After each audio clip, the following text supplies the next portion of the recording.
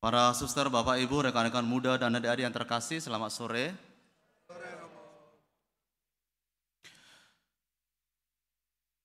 Sabda Tuhan itu menuntut hati yang taat. Memahami sabda Tuhan itu membutuhkan hati yang mau menerima kebenaran, bukan menurut pikiran kita semata, tetapi menurut kehendak Allah.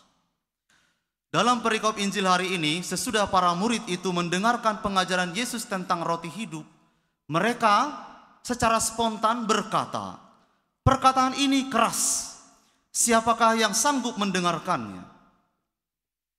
Para murid ini mengatakan hal itu karena memang mereka pernah mendengar perkataan Yesus yang barangkali bagi mereka itu adalah perkataan yang keras.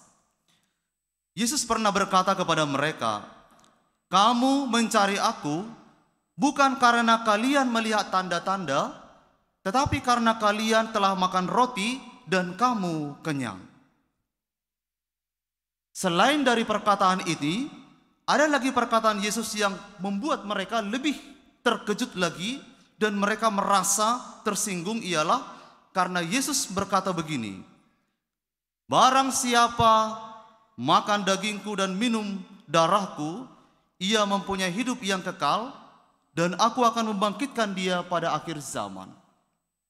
Saudara-saudari, kita tahu konteks dari perikop ini, bahwa pada zaman itu, bagi pemikiran orang-orang Yahudi, orang tidak boleh memakan daging dengan darah. Karena darah itu adalah representasi dari kehidupan manusia, maka bila itu dikatakan, apalagi dikatakan oleh Yesus, maka ini adalah sesuatu perkataan yang begitu keras bagi mereka, dan ini seolah membuat mereka menjadi batu sandungan bagi yang lain. Tetapi perlu kita tahu para saudara-saudari, para murid ini, orang banyak ini yang mengajukan perkataan ini kepada Yesus ini adalah bukan hanya 12 rasul.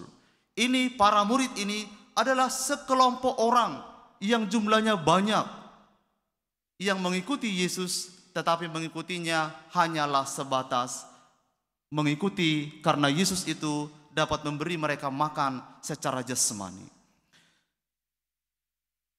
Banyak di antara mereka mengenal Yesus hanya sebagai guru, hanya sebagai pembuat mujizat, hanya sebagai orang yang dapat menggandakan makanan jasmani, yang memberi mereka makan kenyang. Padahal Yesus itu sedang berbicara tentang makan makanan rohani. Yang satu berpikir tentang makanan jasmani, yang satu sedang bersabda tentang santapan rohani. Saudara-saudari yang terkasih dalam Tuhan, Yesus adalah sungguh-sungguh Allah. Yesus adalah sungguh-sungguh manusia. Hanya dalam kebenaran ini kita dapat memahami misteri kasih Allah kepada kita.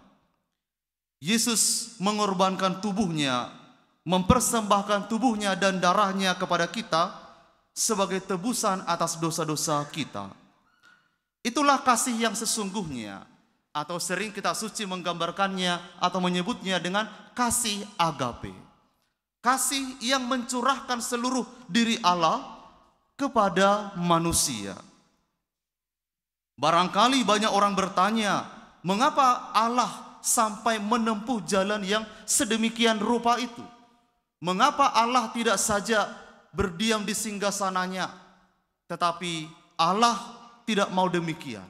Allah lebih memilih jalan kasih agape ini, memberikan dirinya dan tubuh dan darahnya kepada manusia, supaya apa? Supaya kita tahu apa artinya sebagai orang-orang yang ditebus oleh kasih Tuhan. Pada saat yang sama supaya kita juga mau sungguh-sungguh berusaha menjadi orang-orang yang tahu mengasihi, yang tahu memberikan diri pada orang lain, yang tahu menghormati martabat orang lain. Saudara-saudari yang terkasih, tubuh dan darah Yesus itu menjadi santapan rohani bagi jiwa kita. Sudah sejak awal mula gereja perdana bertumbuh bukan karena perayaan-perayaan yang lain, tetapi karena mereka berkumpul memecah-mecahkan roti dari rumah ke rumah dan mendengarkan pengajaran para rasul. Gereja Katolik tidak akan pernah dapat dipisahkan dari perayaan ini, perayaan cinta agape ini, atau perayaan Ekaristi Kudus ini. Saudara-saudari, itulah sebabnya Santo Yohanes Paulus II menulis sebuah surat yang sangat baik, Gereja Ekaristi, untuk menunjukkan kepada kita bahwa dalam Ekaristi yang suci ini terkandunglah semua kekayaan rohani gereja. Ekaristi menjadi sumber dan puncak dari hidup kita sebagai orang-orang beriman dalam Gereja Katolik yang kudus. Percaya pada sabda Tuhan memang tidaklah mudah. Percaya pada perkataan sendiri jauh lebih mudah. Percaya pada perkataan manusia jauh lebih mudah. Mengapa percaya pada sabda Tuhan itu tidak mudah? Karena sabda Tuhan selalu menuntut pertobatan. Selalu menuntut sesuatu yang harus kita tinggalkan. Harus ada yang kita tanggalkan dari diri kita. Menuntut komitmen rohani yang besar. Sabda Tuhan seringkali mendobrak rasa nyaman kita, mempermalukan kita atas dosa-dosa yang kita buat, dan mengoreksi hidup kita atas kekeliruan yang selalu kita lakukan. Hanya orang beriman yang dapat memahami kebenaran sabda Tuhan.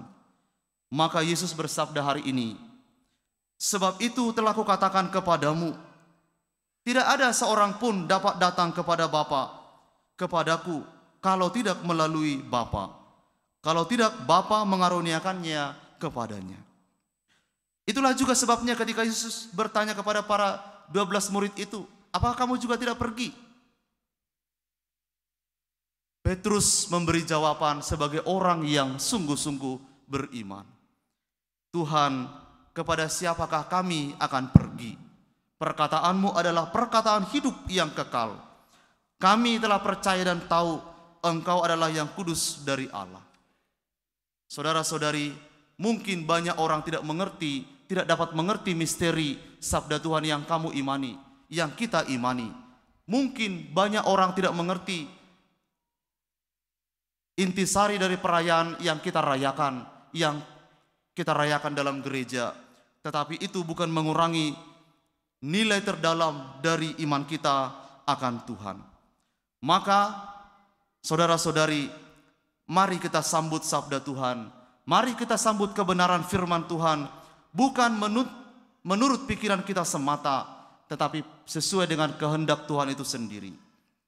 Membaca sabda Tuhan, kita yang harus berubah, bukan kita yang mengubah sabda Tuhan. Tuhan memberkati.